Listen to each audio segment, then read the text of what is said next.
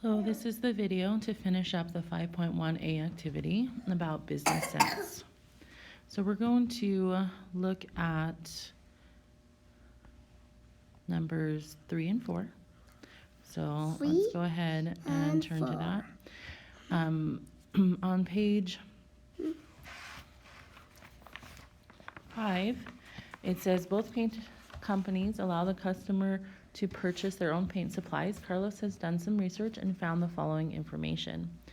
Handyman Tool and Supplies sells a painter's kit that contains 2 brushes and 4 rolls of masking tape for $16. They also sell a large painter's kit that contains 5 paintbrushes and 15 rolls of masking tape for $50. Carlos's dad is planning to paint a couple of rooms in their house and has offered to buy any leftover supplies. Carlos is trying to figure out how much he would charge his dad for each paintbrush and each roll of tape. To keep track of the information, he has written the following equations.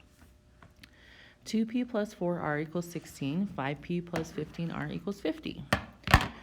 Clarita is looking at Carlos's notes and asks, what do p and r stand for? So let's answer her question. So, looks like P is paintbrushes. Yeah, P is paintbrushes. And R is rolls of masking tape. Here's masking tape. Shh. Okay. Clarita says, I think I can find the values of P and R using a table or a graph. Carlos said, I think I can find the values of P and R using algebra. So number 4 asks us to solve for P and R using both a graphical strategy and an algebraic strategy. So we're going to do both Clarita's and Carlos's strategies.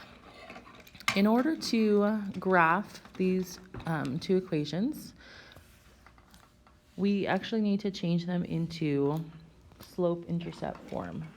So right now they're in standard form, ax plus by equals c. So we're going to change them into y equals mx plus b.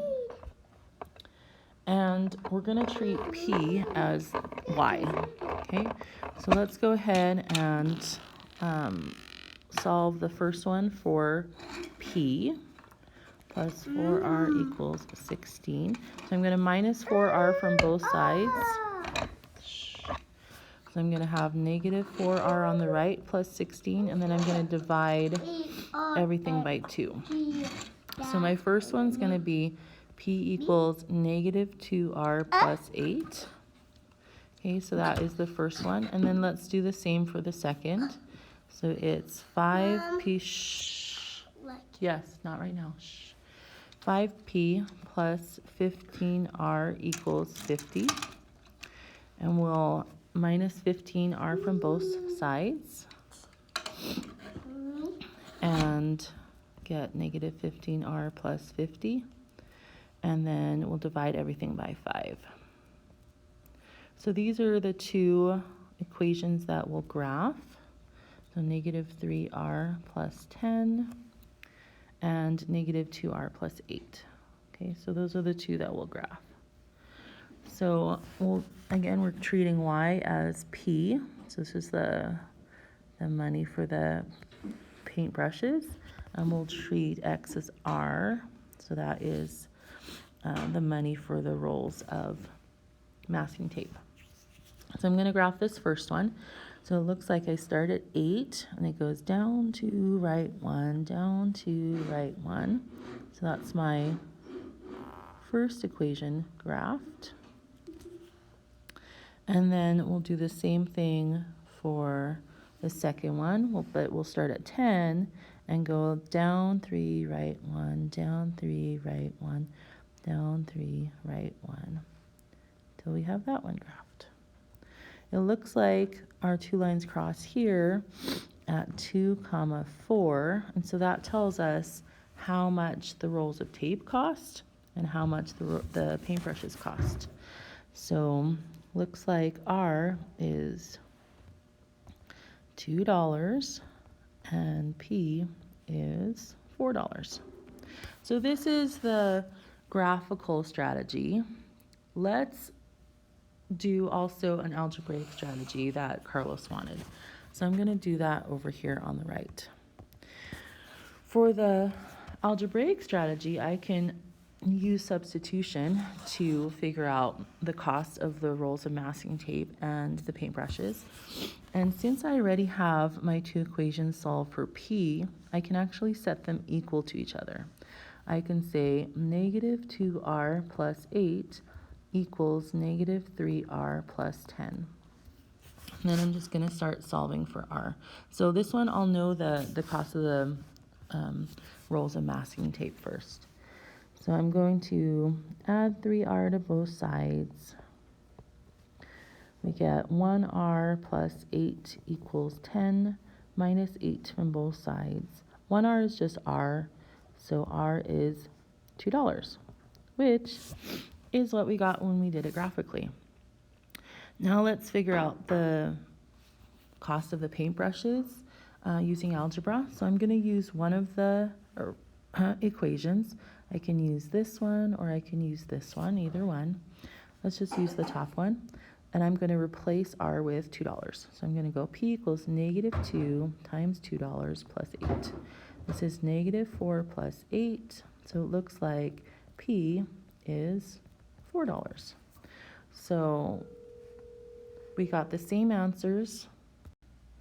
So regardless of if I use Clarita's idea or Carlos's idea, I get the same result. The rolls of tape cost $2 and the paintbrushes cost $4 each. To finish up this activity, we're going to do our takeaways now. The takeaways are on page 6. So let's go ahead and turn to page 6. Okay. For the takeaways, we're going to go over the pros and cons of solving a system of equations using tables, graphs, or algebra. We're going to go over how the solution to the system is revealed in the different ways and how each strategy has its own pros and cons. Before we do that, up here at the top it says, while each equation in a system of equations has many solutions, the solution to a system of linear equations is a point, so a single ordered pair that satisfies both equations. So let's write that in. A point that, Mommy. not right now, satisfies Yeah, Mommy. both equations. Okay, so when we use a graph, how is the solution revealed? So it's revealed as a point of intersection where the two lines cross. As a point of intersection. What's the pros? Pros are it's very visual, like we can see exactly where they cross. And the cons are it might not cross at a nice location. Might not cross at let's call it at an integer. So it might be a decimal, might be something not very clean. As far as the table, how is the solution revealed? It's revealed by having the same output. So the place where both equations are equal. So where we have the same output, where we have the same output. Like yesterday on number 1 at 5 windows, both companies cost $100. That's where the solution was revealed in that table. What are the pros? It's easy to build a table because we just use the rate of change. Yeah, put them back. But what are some of the cons? The solution could be between values on your table. Solution could be between values. Okay, kind of like yesterday, number 2, when we did between the two painting companies, the solution wasn't on the table very clearly. It was between 7 hours and 8 hours. Let's look at algebra. So how is the solution revealed for algebra? Just by solving an equation.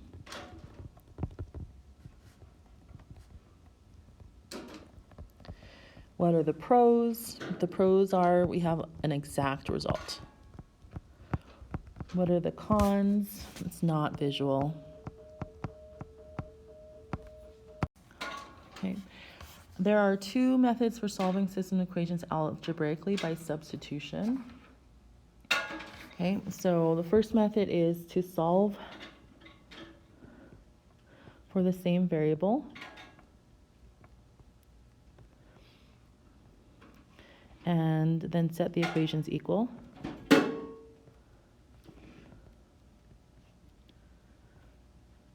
The second method is to solve for one variable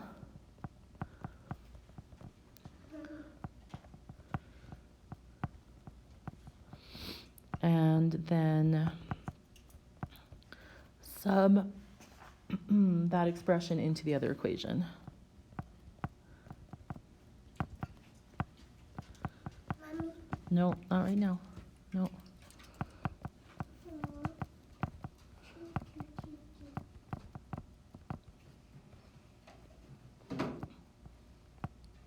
Okay, so both of those are good ways of using substitution, an algebraic method of solving a system. These methods work really well for systems in which the linear equations are linear functions and for systems in which the linear equations are linear combinations with a constant sum. A linear combination is just a sum of linear terms. Okay, so that's just like a side vocabulary at the end there.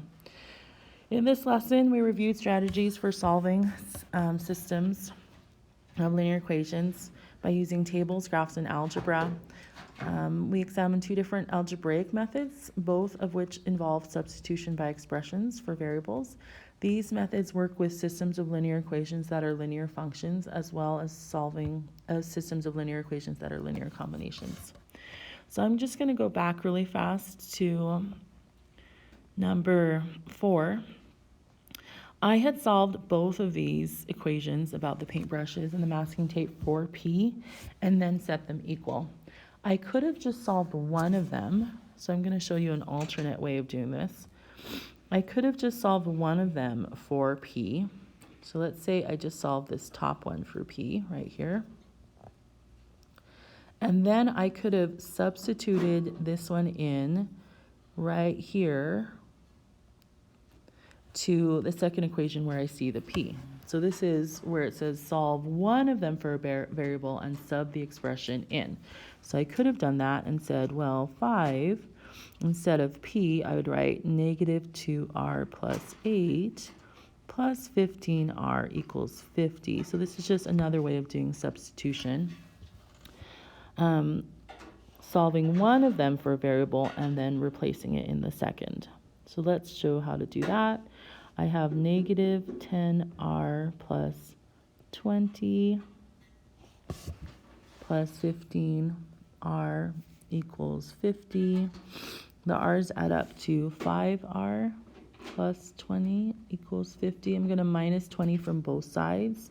So 5r equals 30. Let's see, am I doing this right?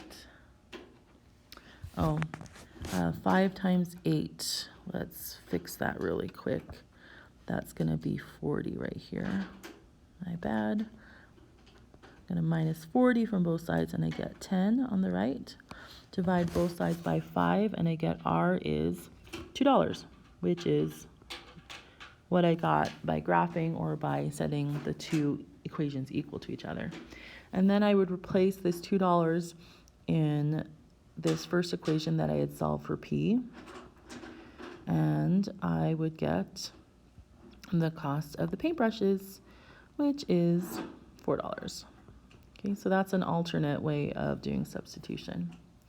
I hope this was helpful. I wish you good luck on your 5.1A Check Your Understanding practice. Thank you so much.